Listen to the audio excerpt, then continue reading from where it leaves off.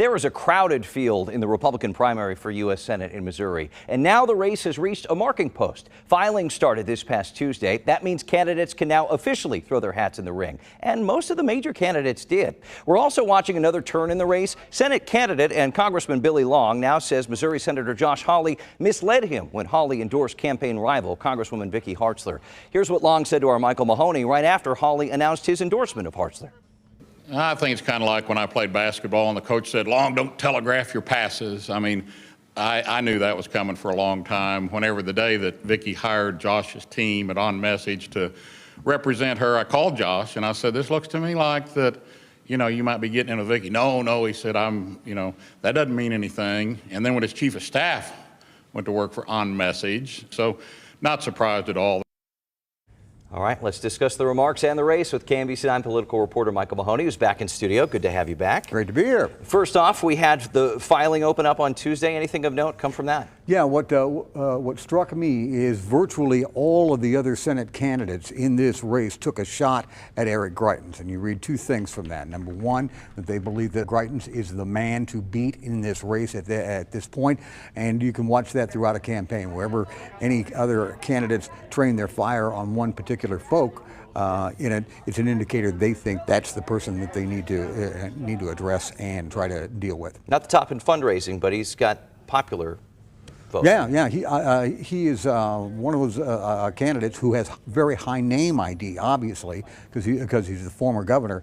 The pros on the inside will say some of that is negative ID, but he's registering strong in the polls. All right, let's talk about the big Hawley endorsement of Congresswoman Vicky Hartzler. What does this mean for the primary campaign moving forward? Well, the consensus of the political pros that I talked to, Cody, here, is that this solidifies Hartzler in the top tier of this race. And I agree with that. Hawley is a very popular figure in Missouri Republican politics. It'll probably help Hartzler raise more campaign money, and that's key. She's already doing well in that regard anyway.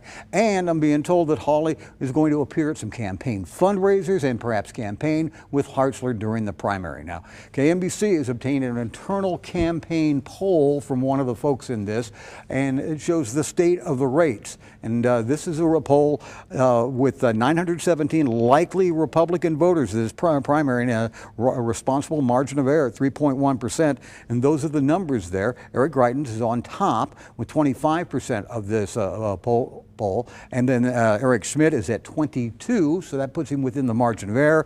Undecided is 20, and Vicky Hartzler is then in at 18%, and those are the only folks and only categories that are in double digits here, Cody. On the second tier of this, Billy Long has 8%, Mark McCluskey 5%, and Dave Schatz, Senate President, has just started his campaign at 2%. The key number there, I think, Cody, to look at is that it's close at the top, and 18%, nearly 1 in 5 of the voters in this poll are still kicking the tires on the campaign. It's very interesting. So we talk about top tier candidates. What about a little bit lower down? You mentioned some of them, but how are they shaping up right now? Well, it's one of these things in a multi-candidate field like this, especially with a well-funded primary candidates on this. This is going to be something where the top tier probably only needs 35%, maybe under 40%, maybe even lower than that to win this. And that is why these campaigns are going to be very engaged throughout all of this in the campaign. We talk about Dave Schatz.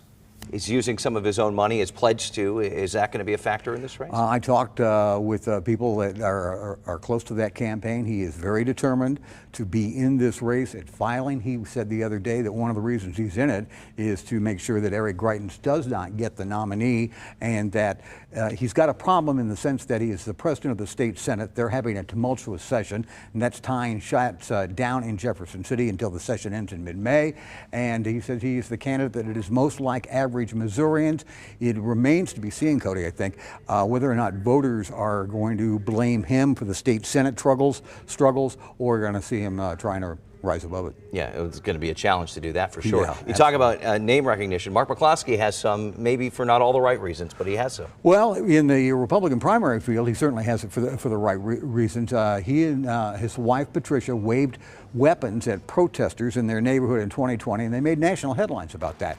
And so he frequently mentions that the Trump campaign that in 2020 then brought him on board that fall as a preliminary speaker at some of their rallies now. McCloskey is engaging on the stump, very engaging, and he does not, however, seem to be getting much traction or attracting much campaign money, so he's got to catch some fire quickly. So what should we be watching for as the campaigns heat up, because we know that's coming soon? A couple of things real quick. Number one, these campaigns are going to have to start to differentiate each other, give voters a reason to vote for them versus somebody else. Number two, this weekend, a lot of Republicans, including some of these Missouri Senate candidates, Cody, are down in Orlando for CPAC, the Conservative Political Action Committee event.